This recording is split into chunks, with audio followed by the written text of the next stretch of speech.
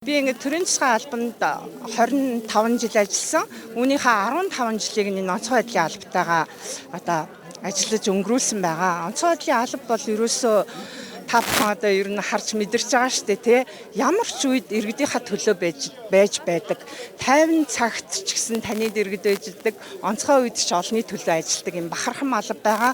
Өдөр болгон бид нар ингээд эрсдэлтэй нүүр тулж, тий. Эрсдлээс ард иргэдийгээ авран хамгаалах, хойшлуулшгүй сэргээн босгох, тий, урьдчилан сэргийлэх гээд байнгын ажилтай байдаг тийм алба хаагчд байдаг.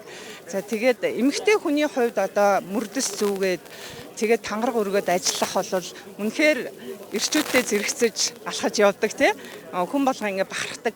Хамгийн наад захын зүгээр одоо өнгөцгөн жишээ гэдэг юм уу, тий, харагдах байдлаас гэхэд эмэгтэй хүн дөрөв тутас өмсөд явж байхад бол гудамжинтын эрэгтэй эмэгтэйг ингээд харцыг булаадаг ч гэдэг юм уу, тий. Тэр утгаараа эмэгтэй хүнд бол бас гоё байдаг.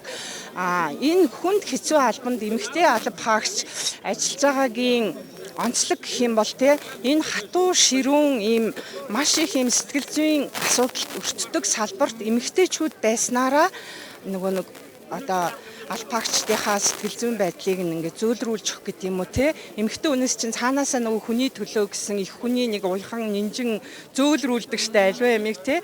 Тэр сэтгэл байдаг тул учраас эмэгтэй алба хаагчид ер нь энэ мөрдөс зүйлсэн салбарт байхад бол албаны үйл ажиллагааг айгүй юм тодтогч гэдэг юм уу, тий.